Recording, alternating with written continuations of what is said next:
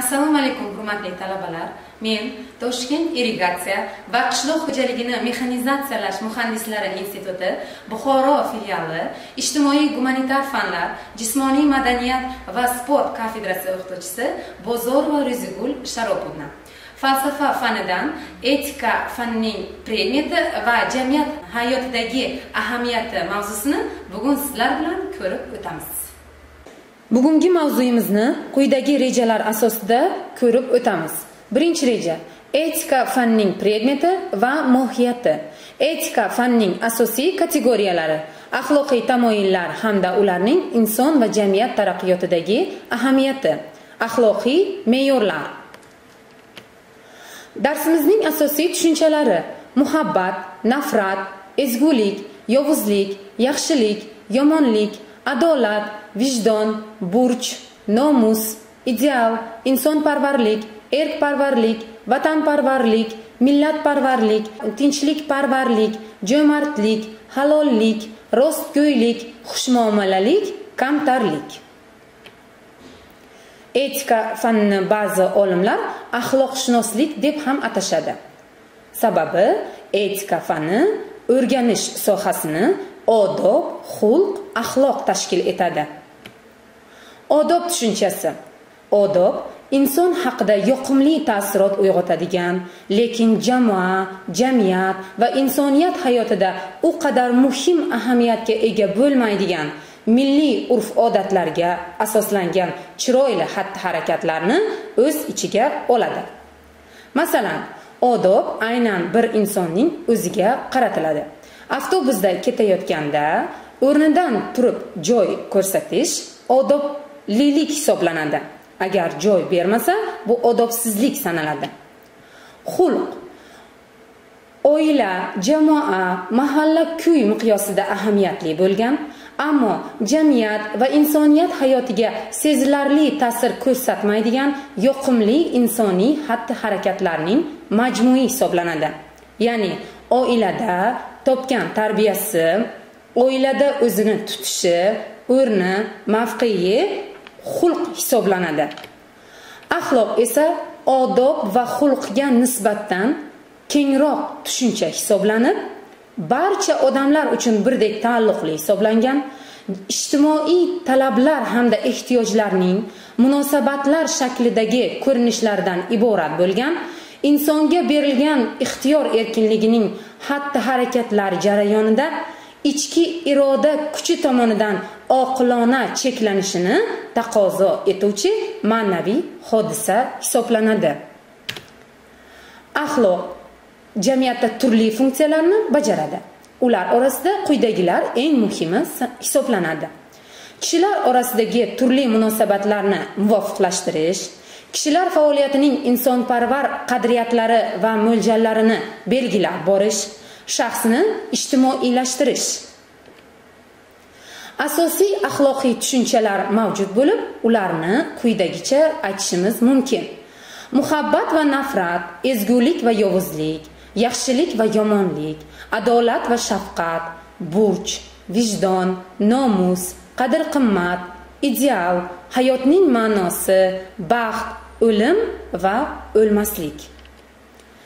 Etikaning asosiy tushunchalari ko'p bo'lib, ularning bosh tushunchasini muhabbat tashkil etadi.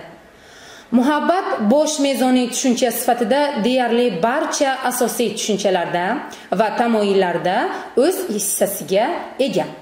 Na ezgulik, na yaxshilikni, na vatanparvarlik, na insonparvarlikni muhabbatsiz tasavvur qilib bo'lmaydi.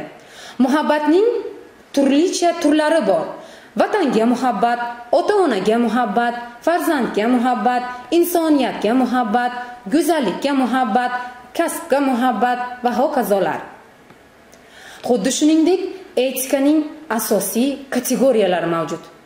Ezgulik va yovuzlik, yaxshilik va yomonlik, adolat va adolatsizlik, burch va mas'uliyatsizlik, vijdon va vijdonsizlik, haqiqatparvarlik va yolg'onchilik, nomus va benomuslik, baxt va baxtsizlik asosiy kategoriyalar hisoblanadi.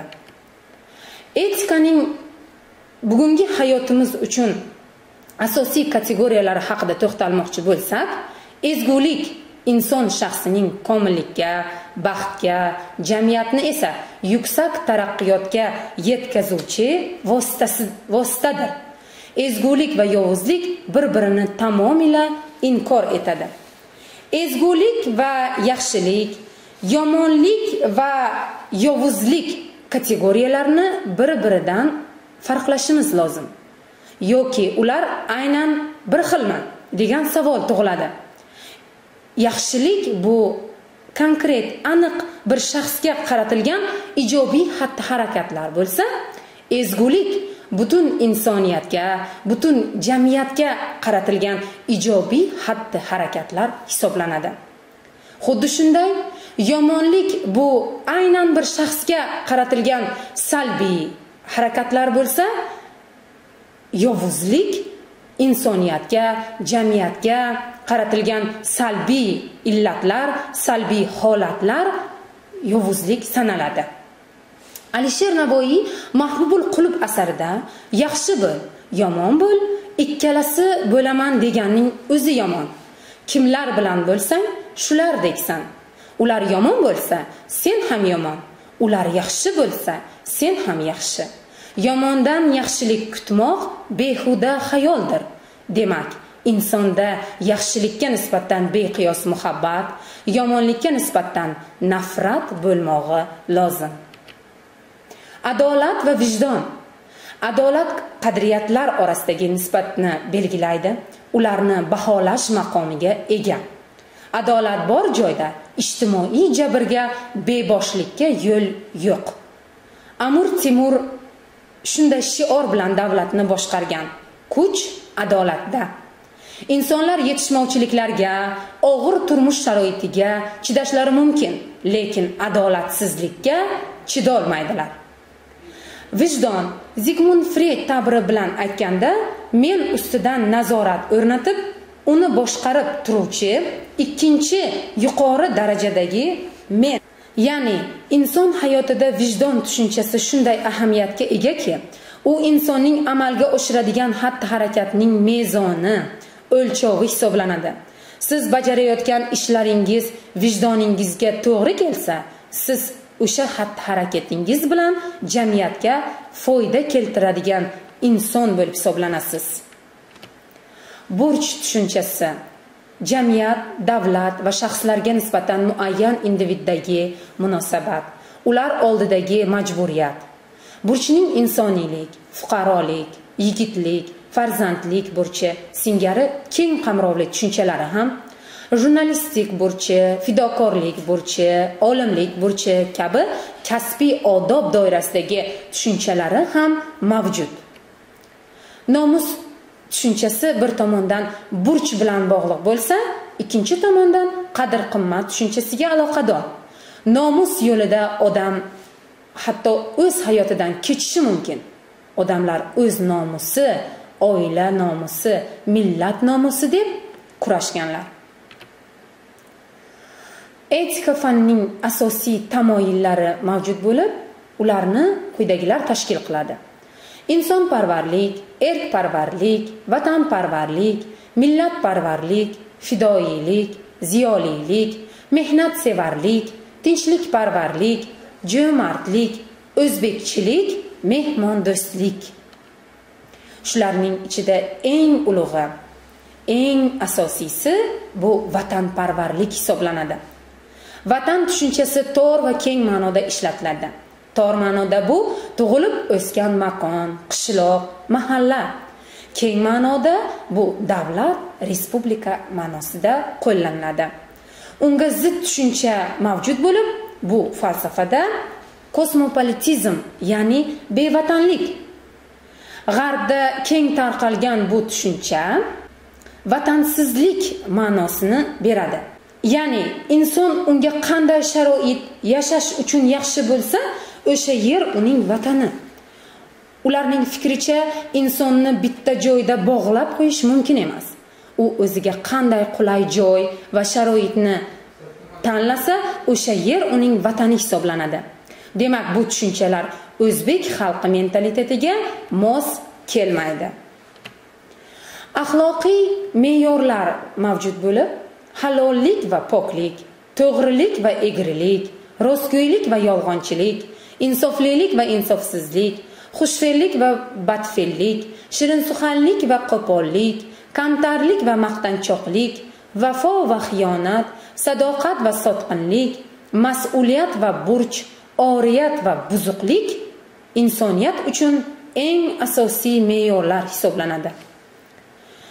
Kamtarlik va takabburlik. Kamtarlik eng avvalo o'z-o'ziga talabchanlik, o'z harakatlariga, ishiga, bilimiga tanqidiy qarash, o'ziga, kuch-quvvatiga ortiqcha baho bermaslikdir. Kamtarlik tortinchoqlik va haddan tashqari andishalikdan farq qiladi.